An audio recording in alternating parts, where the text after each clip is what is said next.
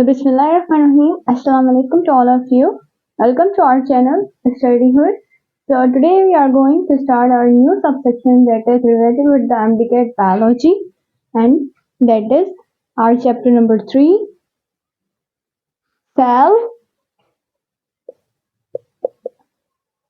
structure and functions.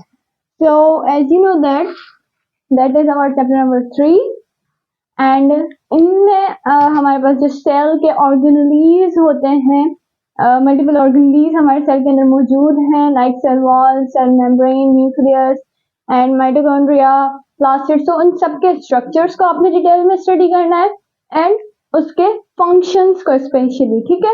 दूसरी बात, उसके लोकेशंस, वो कहाँ एग्जैक्टली सेल के अंदर कहाँ मौजूद है, और वेरिएशन यानी कि वो किस सेल के अंदर पाए जाते हैं. फॉर सपोज हमारे पास कुछ ऐसे ऑर्गेनलीज मौजूद हैं जो कि सिर्फ और सिर्फ प्लांट सेल्स के अंदर पाए जाते हैं. ठीक है. Like we have plant cells के अंदर पाए जाते हैं, कुछ हमारे पास एनिमल्स के अंदर. क्यों? क्योंकि हमने सेल्स को मोस्टली पहले तो कॉमनली हमने 2 टाइप्स में डिवाइड किया हुआ है, एक plant cells and the animal cells. और प्लांट सेल्स में like we have a chloroplast. अगर आप इसको कंबाइनली बोल दो कि उसमें प्लास्टिड्स मौजूद हैं, बट एनिमल्स में प्लास्टिड मौजूद नहीं है. ठीक है. और इसके अलावा प्लांट सेल में बात करें कि यहाँ पर सेल वॉल मौजूद है, और इसके कंपैरिजन में एनिमल सेल्स के अंदर सिर्फ और सिर्फ सेल मेम्ब्रेन मौजूद है. उसकी वो आउटर लेयरिंग है, और प्लांट्स की आउटर लेयरिंग, बिल्कुल आउटर कवरिंग जिसे आप बोल सकते हो, वो सेल वॉल है. Like this is the cell of the plant. ठीक है. तो इसकी आउटर लेयरिंग सेल वॉल है, उसके अंदर इनर मेम्ब्रेन सेल मेम्ब्रेन भी मौजूद है. बट इनकी आउटर कवरिंग की अगर सिर्फ बात की जाए, उस तरह से अगर इसका डिफरेंस किया जाए, तो इनके पास सेल वॉल मौजूद है.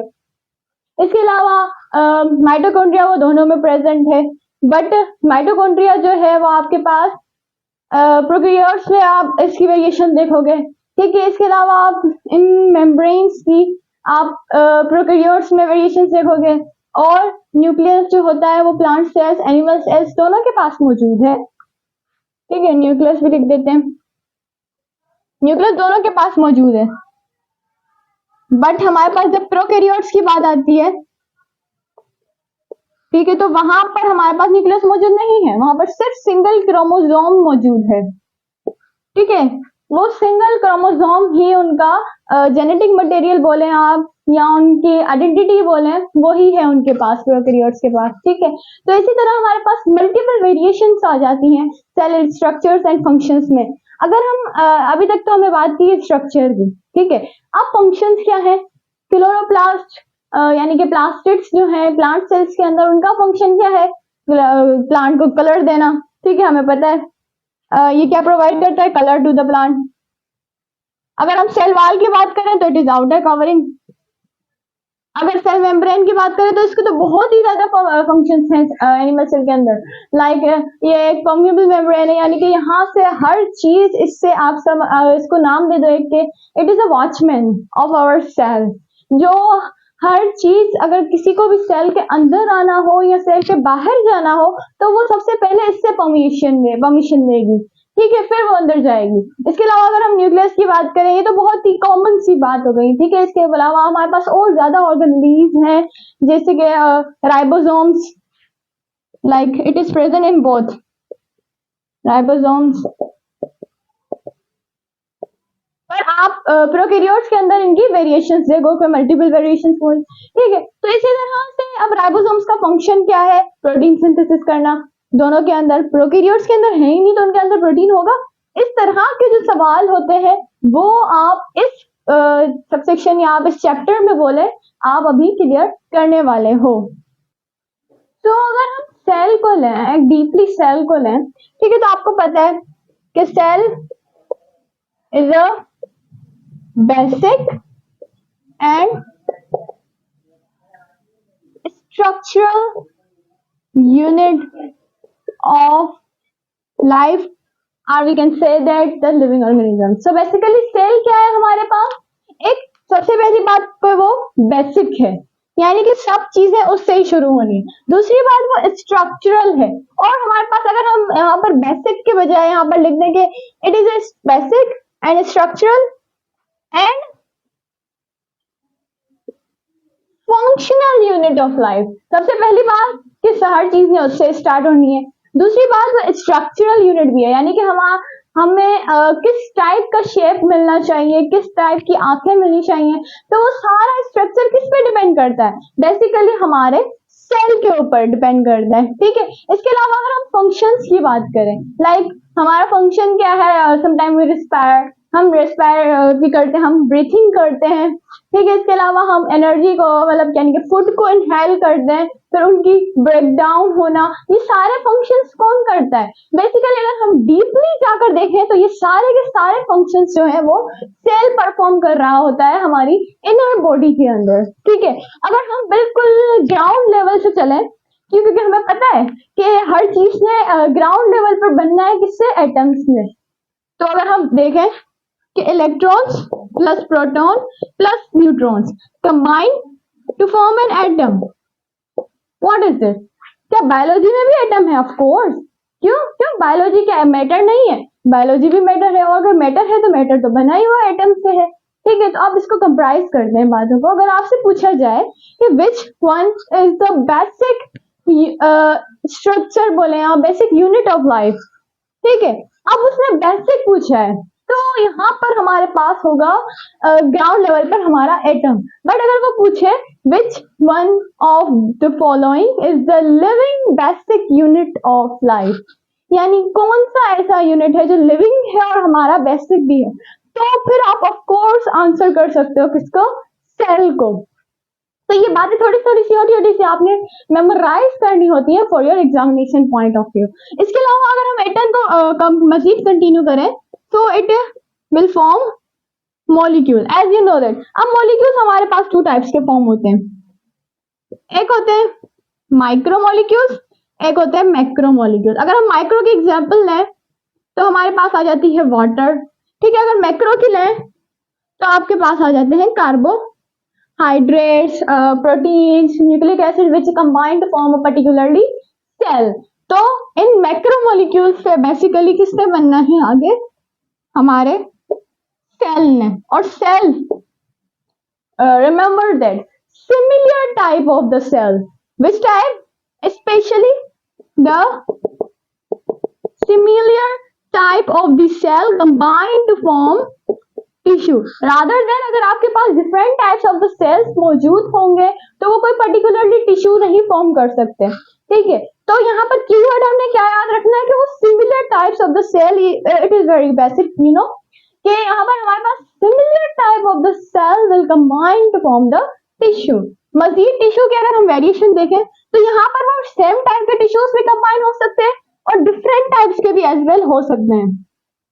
यहाँ पर हमारे पास कोई वेरिएशन नहीं, मतलब यहाँ पर कोई ऐसी पर्टिकुलर की पॉइंट नहीं है कि सिर्फ सिमिलर टाइप के टिश्यूज कंबाइन होंगे या डिफरेंट टाइप्स के टिश्यूज कंबाइन होंगे। तो आपको पता है कि cells similar type specially, okay.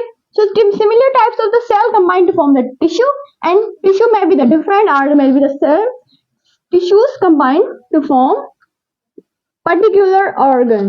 ठीक है, अभी सबसे पहले हम एक सीरीज को कंटिन्यू करके खत्म करते हैं, उसके बाद हम इसकी एग्जांपल से इसको डिस्कस करेंगे। ठीक है, अब ऑर्गन के बाद आपको पता है किस चीज में बनना है। जब ऑर्गन बन चुका है तो of course they will form the particular organ system, and after the forming the organ system there is a living organism present in front of you। Now let's suppose an example। आपके पास atoms हैं, ठीक है, atoms combine हुए, molecule बना, molecule बने, फिर micro molecules बने, micro molecules में से आपके पास मैक्रो मॉलिक्यूल्स कंबाइन हुए। क्योंकि हमें पता है कि कार्बोहाइड्रेट यानी कार्बन और हाइड्रेट से बना हुआ, हाइड्रेट का एक मॉलिक्यूल होगा और आपके पास कार्बन का मॉलिक्यूल होंगे। ठीक है, कार्बोहाइड्रेट फॉर्म हुए, डन है जी। सेल बने, ओके, कौन से सेल बने? कोई से भी सेल आप सपोज कर लो, स्केलेटल मसल सेल्स का सपोज कर लो, स्केलेटल मसल सेल्स प्रोड्यूस है, उसके बाद उसके स्केलेटल मसल टिश्यूज प्रोड्यूस है, उसके बाद स्पेशली कौन से tissues? Similar types of the cells combine to form the tissues. तो हमारे पास स्केलेटल मसल टिश्यूज बन गए। अब पर्टिकुलरली टिश्यूज आपके पास डिफरेंट टाइप्स के भी फॉर्म हो सकते हैं, सेम टाइप्स के भी फॉर्म हो सकते हैं। और उसके बाद उसने बना दिया आपका पर्टिकुलर मसल, चाहे वो किसी भी आप एरिया का मसल कंसिडर कर सकते हो, लाइक आपके हैंड्स, लाइक आपके आर्म्स, लाइक आपके ट्राइसेप्स, बाइसेप्स, ठीक है, इस तरह से उसने बना दिया। ओके जी, अब यहाँ पर ऑर्गन सिस्टम किस तरह बनेगा, लाइक आपका सिस्टम जो हाथ से रिलेटेड हो, लाइक आपने कोई चीज उठाकर खानी होती है या कोई चीज उठाकर कहीं जगह रखनी होती है, तो आप यहाँ पर कौन सा अपना ऑर्गन यूज करते हो, और वो होता है आपका hand. Of course it is made of the muscle, तो it is a system, you know. तो यहाँ पर ऑर्गन सिस्टम बना, पर्टिकुलरली इसी तरह से different types of the organ systems, specially different type of the organ systems, like you have the respiratory system, digestive systems, और आपके पास excretive systems हैं, आपके पास nervous system है, coordination system है आपके पास, ठीक है, सर्कुलर सिस्टम। तो ये सारा सिस्टम जो है वो सारे सिस्टम्स कंबाइन होते हैं और पर्टिकुलरली एक ऑर्गेनिज्म आपके पास फॉर्म होता है। Let's suppose you have finally a human, आपके पास एक इंसान बन चुका है। ग्राउंड लेवल पर अगर हम दोबारा जाएं तो हमारा जो बेसिक यूनिट क्या था, as you know that is atom, उसके बाद मॉलिक्यूल, और फिर अगर हम बिल्कुल ऊपर स्टेज पर आ जाएं ह्यूमन, ठीक है, उसके बाद आपको पता है कि इसके बाद फिर वेराइटीज होती है, फिर वो पॉपुलेशंस बनती हैं, कम्युनिटीज बनती हैं, और पर्टिकुलरली हमारे पास एंड में बायोस्फीयर बनता है, इकोसिस्टम, यू नो, इकोसिस्टम मिलकर फिर बायोस्फीयर बनाता है, पर्टिकुलरली एक वो जगह जहाँ अर्थ की, जहाँ पर इंसान मौजूद हो या कोई लाइफ मौजूद हो, उसे हम बायोस्फीयर बोलते हैं। तो ये सारी डेफिनेशंस आपको पता है, ठीक है। तो ये था हमारा बिल्कुल ग्राउंड लेवल से हमने स्टार्ट किया और अपने एक ह्यूमन पे आके खत्म किया, ठीक है। So now let's talk about the cell organelles. अब सेल की ऑर्गेनलीज के बारे में डिस्कस करते हैं। अब आपको पता है कि हमारा सेल जो है वो पर्टिकुलरली एक मेम्ब्रेन बाउंडेड है, ओके जी। क्या उसकी ऑर्गेनलीज भी मेम्ब्रेन बाउंडिंग है? Yes, of course it is membrane bounding. अब हमारे पास कुछ ऑर्गेनलीज हैं जो कि मेम्ब्रेन बाउंडेड नहीं है, और कुछ है हमारे पास जो मेम्ब्रेन बाउंडेड है। इसके अलावा अगर आपसे बाउंडेशन के बारे में पूछा जाए कि कितनी लेयर से वो बाउंडेड है, आप बोलेंगे कौन कौन से ऑर्गेनलीज, फॉर सपोज आपसे पूछा जाए कि और माइटोकॉन्ड्रिया कितनी लेयर्स से बाउंडेड है और उसकी कितनी मेम्ब्रेन्स है, तो फिर आप क्या रिप्लाई करोगे? ये सारी चीजें एक सम अप करने के लिए एक टेबल कंस्ट्रक्ट करते हैं, ठीक है। सबसे पहले हम सपोज करते हैं it is a cell of the eukaryotes, okay. अब यहाँ पर हमारे पास सेल की अगर हम बात करें तो हमारे पास बेसिकली 2 टाइप्स आती हैं। सबसे पहले उसकी आउटर कवरिंग, ओके, फंक्शन आता है वो बेसिकली उसका प्रोटोप्लाज्म होता है, यानी कि सेल को हमने 2 टाइप्स में डिवाइड किया, ठीक है। सबसे पहले उसकी हमने आउटर कवरिंग होती है, ठीक है, उसके बाद जो उसका होता है उसे हम प्रोटोप्लाज्म बोलते हैं, या आप अगर उसे साइटोप्लाज्म बोल दो, लाइक साइटोप्लाज्म। अब अगर हम आउटर कवरिंग की बात करें तो आउटर कवरिंग में सबसे पहले हमारे पास आता है उसकी सेल वाल, अगर वो एक प्लांट सेल है, अगर वो एक एनिमल सेल है तो उसके बाद उसके पास आती है सेल मेम्ब्रेन, ओके। अब अगर हम उसके साइटोप्लाज्म की बात करें तो साइटोप्लाज्म में हमारे पास बेसिकली 2 फंक्शंस आते हैं। सबसे पहला तो उसका आता है cytosol. Now what is cytosol? The cytoplasm, specially अगर हम उसमें से सारे ऑर्गेनेल्स को निकाल दें तो जो हमारे पास जेल बचेगा उसे हम बोलेंगे साइटोसोल। और सेकंड चीज हमारे पास आ जाती है ऑर्गेनेल्स, ठीक है। अब ऑर्गेनेल्स को भी हमने मजीद डिवाइड किया हुआ है। एक वो ऑर्गेनेल्स जिसके पास डबल मेम्ब्रेन बाउंडेड ऑर्गेनेल्स, यानी कि वो डबल मेम्ब्रेन है, और दूसरी वो जिनके पास सिंगल मेम्ब्रेन मौजूद है, और तीसरी वो जो बिल्कुल मेम्ब्रेन लेस है, मेम्ब्रेन लेस। तो डबल मेम्ब्रेन आपके पास आपके पास सिर्फ ऑर्गेनेलीज 3 ही आ जाती हैं। एक तो आपके पास है nucleus, okay, second one is your mitochondria. ठीक है, अब न्यूक्लियस में आप देख सकते हो कि उसमें भी डीएनए मौजूद होता है, और जो माइटोकॉन्ड्रिया आपके पास मौजूद है उसके अंदर भी डीएनए होता है। ठीक है, इसके बाद जो सेकंड ऑर्गेनेली आती है वो आपकी प्लांट से रिलेटेड है, यानी कि ये मोस्टली प्लांट्स में ही होते हैं, because it is a colour pigments, यानी कि प्लास्टिड्स। इसके आपके पास ये भी हम टाइप्स पढ़ेंगे, क्रोमोप्लास्ट, क्लोरोप्लास्ट और ल्यूकोप्लास्ट। तो प्लास्टिड्स के अंदर भी आप अगर नोट करें तो इनके जो क्लोरोप्लास्ट है स्पेशली उसमें भी डीएनए मौजूद है हमारे पास। ठीक है, सिंगल मेम्ब्रेन में आपके पास बहुत सारी ऑर्गेनेलीज आ जाती हैं, तो इसको याद रखना इतना वो नहीं है। लाइक हमारे पास ऑर्गेनेलीज हैं, सबसे पहले endoplasmic reticulum, endoplasmic reticulum, like you have a Golgi apparatus, okay. और इसके अलावा आपके पास सारी की सारे ऑर्गेनेलीज, अगर हम इसे याद रखें तो ये काफी ज्यादा बड़ी हो जाएगी लिस्ट हमारी। अगर हम सिर्फ मेम्ब्रेन बाउंड लेस ऑर्गेनेलीज को याद रखें तो उसमें हमारे पास आ जाते हैं राइबोसोम्स,